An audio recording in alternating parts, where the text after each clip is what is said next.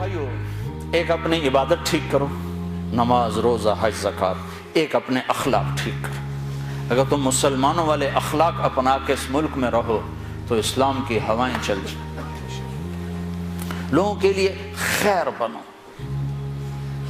ایک صحابی نے کہا یا رسول اللہ، میں چاہتا ہوں سب سے بہترین میں ہوں۔ تو آپ نے کیا کہا؟ تہجد پڑھ، روزے رکھ، نفل پڑھ، صدقے کر، خیرات کر، حج کر، عمرے کر۔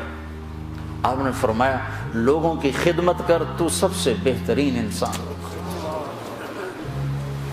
اچھے اخلاق۔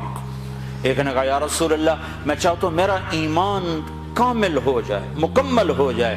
تو آپ نے فرمایا تو اپنے اخلاق اچھے کر، تیرا ایمان مکمل ہو جائے گا۔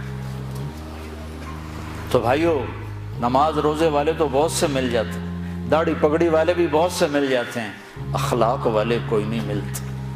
معاف کرنے والوں سے دنیا خالی ہوگی، درگزر کرنے والوں سے دنیا خالی ہوگی۔ بیوی کو غصہ چڑھ جائے تو خامند پہ چڑھائی ہے، خامند کو غصہ چڑھ جائے تو بیوی پہ چڑھائی ہے، اولاد کو غصہ چڑھ جائے تو ماں باپ کی گستاخی ہے، ماں باپ کو غصہ چڑھ جائے تو اولاد کی ٹھکائی ہے، پٹائی ہے۔ یہ نہیں دیکھتے کہ یہ تربیت کا تقاضا ہے یا نہیں ہے۔ بھائی بھائی سے تمہارا کیا رونا رو۔ میرے سامنے ہمارے علاقے میں یہ دو بھائی دیواریں ساتھ ہیں، ایک مر گیا، دوسرے کا مجھے پتہ چلا اس کے جنازے میں نہیں جا رہا۔ میں نے اس کے بیٹے کو بلایا، میں نے کہا مرنے کے بعد تو سارے جھگڑے ختم ہو جاتے ہیں، چلے جاؤ۔ کہ نہیں جی ساڑی بنی نہیں ساری زندگی ہن کی بنانا۔ اور میں نے کہا اب تو وہ ختم ہو گیا ہے، جن باتوں پر تم لڑتے تھے وہ باتیں ختم ہو گئیں، اپنی ماں کا دودھ ہی یاد کر لو۔ یقین میرا صرف پڑوسی تھا، میں نے اس کے پاؤں پکڑے، ہاتھ جوڑے، نہیں گیا جنازہ۔ ایسوں سے جہان بھرا پڑا۔ ہمارے اخلاق کیا ہیں؟ جو سلام کرے اسے سلام کرو، جو نہ کرے نہ کرو، یہ ہمارے اخلاق۔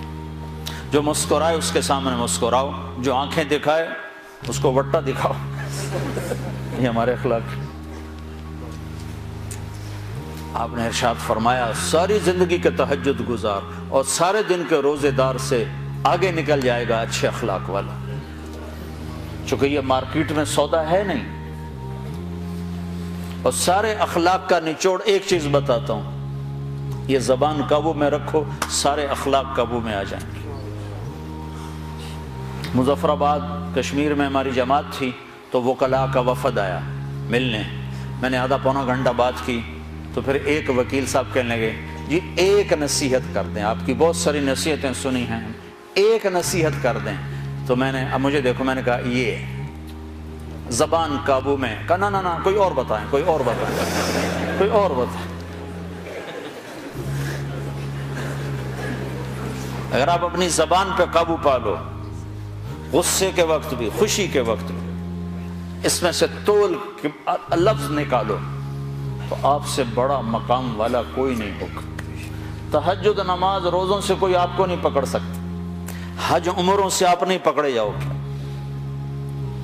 سعید انور اور محمد یوسف جب مسلمان ہوا تو یہ دونوں میرے پاس آئے تو کہنے لگے سارا زور لگ گیا کرکٹ پر، تو کوئی جنت کا شارٹ کٹ بتاؤ، زور ادھر لگ گیا۔ تو میں نے کہا اپنے اخلاق ٹھیک کر لو۔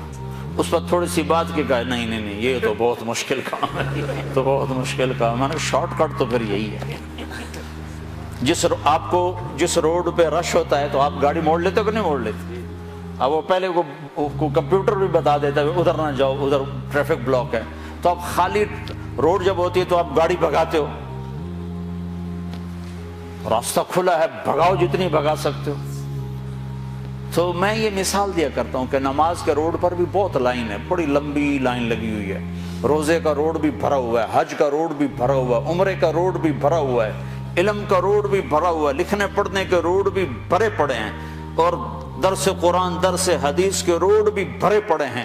اخلاق والا روڈ ہی خالی، بندہ ہی کوئی، نہ کوئی مرد نہ کوئی عورت۔ تمہاری سزوکی بھی ہوگی تو مرسڈیز سے آگے نکلے گی، کیونکہ وہ تو کھڑی ہوئی ہے، تمہاری جا رہی ہے، خدا کے سہارے چلی جا رہی ہے۔ نہ ڈرائیور کو خوبی نہ انجن کا کمال۔ ہمارے یہاں جب پرانی بسیں ہوتی نا اس کے پیچھے لکھا ہوتا ہے نہ انجن کی خوبی نہ ڈرائیور کا کمال، بس خدا کے سہارے چلی جائے۔ تو میرے رب کی قسم، تم یہ مرد عورت اپنے اخلاق اچھے کر لو، تمہیں پکڑ کوئی نہیں سکتا۔